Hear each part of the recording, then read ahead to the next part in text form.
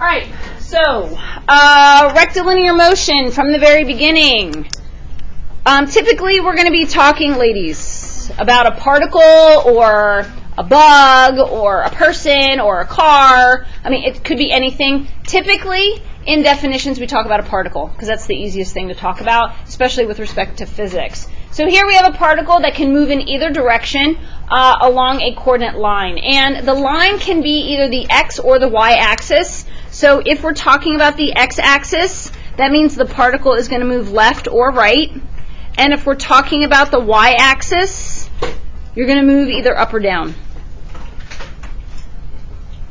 I would say the majority of the application that we're talking about in here is going to go left and right. You will go up and down, but like I said, the majority of it is going to be left and right. So we could also be moving on some coordinate line that is inclined at a given angle. But like I said, we try to stick to the basics, left, right, up, down. Okay, but this is a possibility, especially in the physics application. In general, the coordinate line will be on what's known as the s-axis, and this refers to the position function. Okay? All right, so when we're talking about the position function, it is labeled as s of t. Okay, at ys, I don't know. Okay, and this would be the coordinate of a particle at any given particular time. All right, so we're going to have this example here, and what we're going to do is we are going to talk about this particle as it moves along the s-axis. Okay, and I'm going to go through and describe. We're going to see this graph again later on in the notes, but we're just going to describe what happens to the position of this particle over time. So the first thing that you would typically start talking about is where the graph begins. So at time 0, okay, the position of this particle is at -3. Okay, -3 what? I don't know, because they don't give us a whole lot of information. This is a very, very general graph. Okay, and then if you take a look here from time 0 to, let's say, I don't know, time 4. Okay, so we would say from time 0 to time 4, the particle is moving in the positive direction.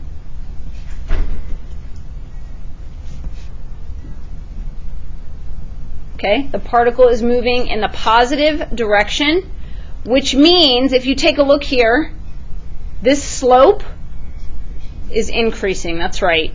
Okay, so the position S is increasing, and the way we tell that is by looking at the slope.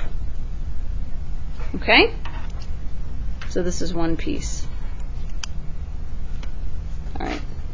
So then when we take a look at, I don't know, time 4 to, let's just give this a definitive value because this looks like it's a decimal of some kind. Let's just say 7.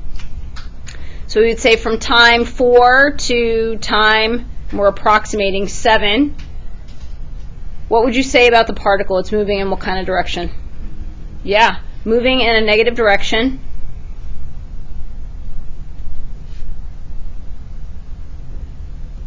Okay, so what would you say about S, the position? Look at the slope. Yeah, it's negative. So you would say that the position, or S, is decreasing because we're looking at the slope being negative here. Okay, what about from time 7 to, let's just give it an end because we're not sure if this keeps going or not. So what would you say about time 7 to time 10? About the position of this particle? Moving in a positive direction, but the slope is decreasing. From here to here? Oh, no, constant. Constant. Okay. So you could say that the position is constant. You don't know if it's just kind of doing like sitting there. Okay. But the position is constant. It's staying in the same place. So here the position is constant.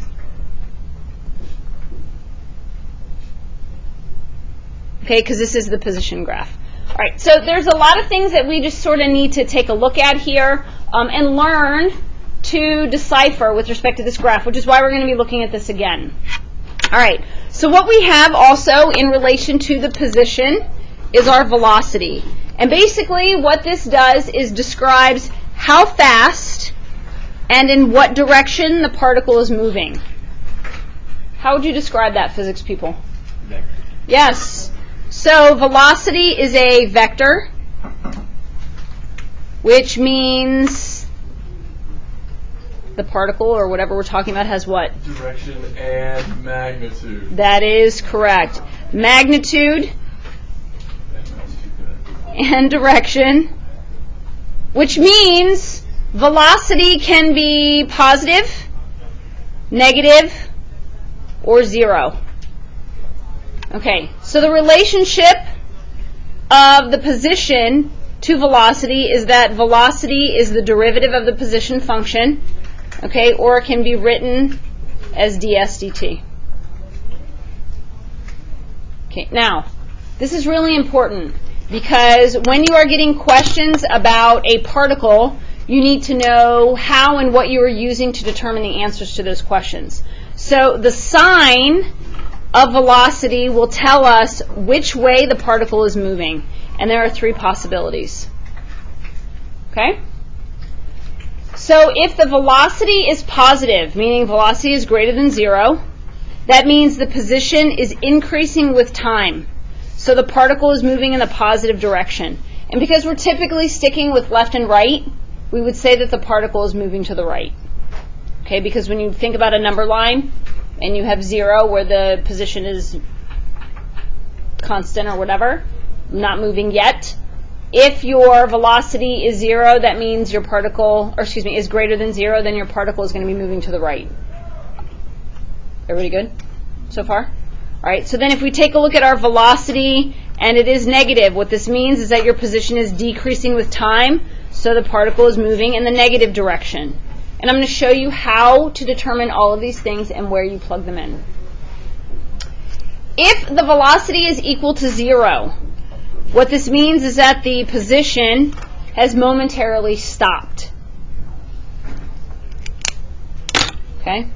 There is something here that's really important.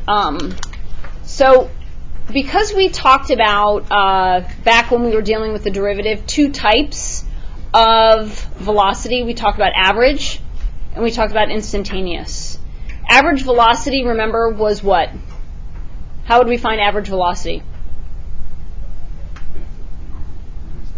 So what did you need for the average velocity? You were saying, Adam, f of b minus f of a over b minus a. What do you have to have? You have to have how many? 2 points. Okay, so remember this was average over a period of time. So this was basically the slope of the secant line, right? Where you have to have 2 points. Okay, instantaneous velocity was what? I heard 1 point, so more specifically, how would we find it? What would we use? Yes, perfect. The slope of the tangent line, which was the derivative, right? F prime or S prime, whatever we were talking about. So this is the slope of the tangent line. And that was instantaneous, like right at that moment. So because we were looking right at that moment, remember if you had the slope of the secant line where it cut through the curve, we could then take the limit as t or x approaches 0, meaning we wanted to decrease the distance between those 2 points, right? And that's where we got the instantaneous velocity. So this was the same thing as f prime, or our derivative. Okay, so what I'm getting at here is that when we're talking about velocity, it is really the instantaneous velocity versus the average. So they just kind of drop instantaneous velocity because it's a mouthful. Just say velocity. You're taking the derivative of the function and evaluating it at that given moment. Okay, whatever, t is equal to 1 or t is equal to 5. Okay, so what you just need to make sure you understand is that when we're talking about velocity, it is implied or understood to mean instantaneous, like right at that very moment. Okay, so we find the velocity by taking the derivative of the position function. Speed describes only how fast the particle is moving. So that means speed has no direction. True or false? Okay. And what that means is if I slam my car in reverse and I don't know. hit the gas and I'm doing 50 miles an hour backwards, it doesn't matter. I'm doing 50 miles an hour. I'm ruining my engine, but I'm doing 50 miles an hour backwards in reverse. It doesn't matter. There is no direction. Got it? So here we're talking about the absolute value of velocity, okay, which is the absolute value of the derivative of the position function. Guys, when you're finding the velocity, basically you're taking the derivative. It's a 2-for-1. The only thing you need to think about is when you're talking about the speed is you take the absolute value of that. Okay? Questions on speed versus velocity. This is only how fast. All right. So the biggest thing here that we need to take away is that speed is always non-negative because you're taking the absolute value. No direction. All right. Acceleration. This is the last piece.